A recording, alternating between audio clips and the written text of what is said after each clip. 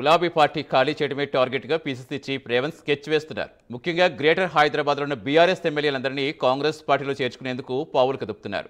దీంతో ఒక్కొక్కరుగా కాంగ్రెస్కి క్యూ కడుతున్నారు బీఆర్ఎస్ ఎమ్మెల్యేలు. రాజేంద్ర నగర్ బీఆర్ఎస్ ఎమ్మెల్యే ప్రకాష్ గౌడ్ ఈరోజు కాంగ్రెస్ పార్టీలో జాయిన్ అవుతున్నారు. సాయంత్రం సీఎం సమక్షంలో కాంగ్రెస్ పార్టీలో చేరి కండువా కప్పుకోనున్నారు.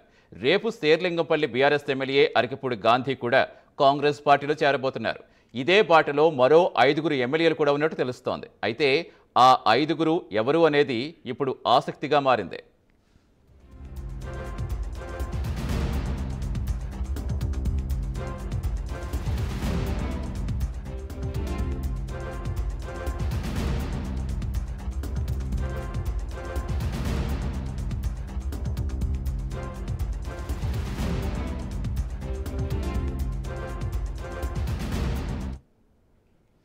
తెలంగాణలో గత 10 ఏళ్లుగా తిరుగు లేకుండా పాలన సాగించిన బీఆర్ఎస్ పార్టీ ఇప్పుడు అస్తిత్వ పోరాటంలో పడిందా? కారు దిగి వెళ్లిపోతున్న నేతలతో గులాబీ అధినేత కేసీఆర్ కుదేలవుతున్నారా? వరుసగా ఎమ్మెల్యేలంతా కేసీఆర్కు షాక్ ఇవ్వటం ఆ పార్టీని సంక్షోభంలో ముంచేస్తుందా అంటే అవుననే సమాధానమే వస్తుంది.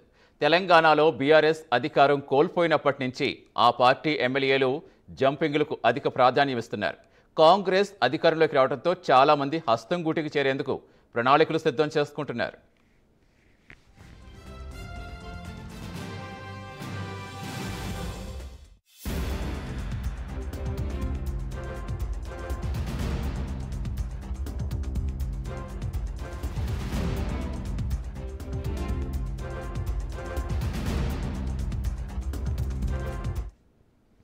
ఇప్పటికే బీఆర్ఎస్ నుంచి కాంగ్రెస్లోకి 6 ఎమ్మెల్యేలు చేరిపోయారు. కారు దిగి వెళ్లేందుకు ప్రస్తుతం మరో 6 ఎమ్మెల్యేలు సిద్ధంగా ఉన్నారని పెద్ద ఎత్తున ప్రచారం సాగుతోంది. ఇప్పటికే రాజేంద్ర నగర్ ఎమ్మెల్యే ప్రకాష్ గౌడ్ తన అనుచరులతో కలిసి ఈరోజు తెలంగాణ సీఎం రేవంత్ రెడ్డి సమక్షంలో కాంగ్రెస్ పార్టీ తీర్థం పుచ్చుకోబోతున్నారు. సాయంత్రం సీఎం నివాసంలో ప్రకాష్ గౌడ్ కాంగ్రెస్లో చేరుతున్నారు. ఇక ప్రకాష్ గౌడ్ బాటలో మరో 5 ఎమ్మెల్యేలు సైతం కాంగ్రెస్ తీర్థం పుచ్చుకునేందుకు రెడీ అయినట్టుగా తెలుస్తోంది.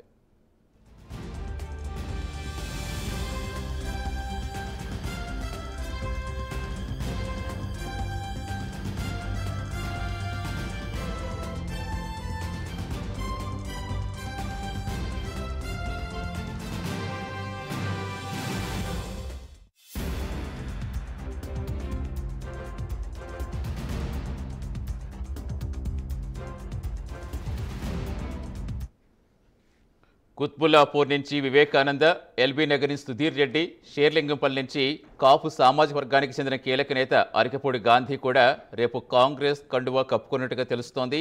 ఈ మధ్య కాలంలో ఆయన పార్టీ అధికారిక కార్యక్రమాలకు దూరంగా ఉంటున్నారు. వీరితో పాటుగా ఉప్పల్ ఎమ్మెల్యే బండార లక్ష్మారెడ్డి, కూకట్పల్లి నుంచి మాధవరం కృష్ణారావు హస్తం పార్టీలో చేరేందుకు సిద్ధంగా ఉన్నట్టుగా సమాచారం. కొద్ది రోజుల క్రితం 6 ఎమ్మెల్సీలు కాంగ్రెస్ పార్టీలో చేరడంతో బీఆర్ఎస్కు గడ్డు పరిస్థితి తప్పేలా కనిపించడం లేదు.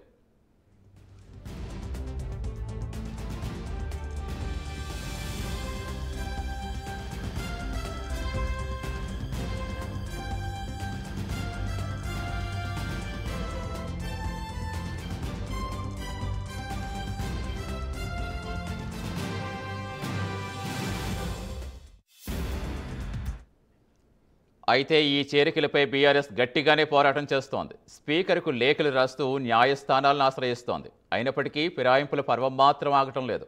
ఇదిలా ఉంటే కాంగ్రెస్లో పెద్ద ఎత్తున చేరికలు ఉంటాయంటూ గాంధీ భవన్ నుంచి లీకులు ఇస్తున్నారు. ఈ నేపథ్యంలో రాజకీయంగా పెద్ద చర్చే జరుగుతుంది.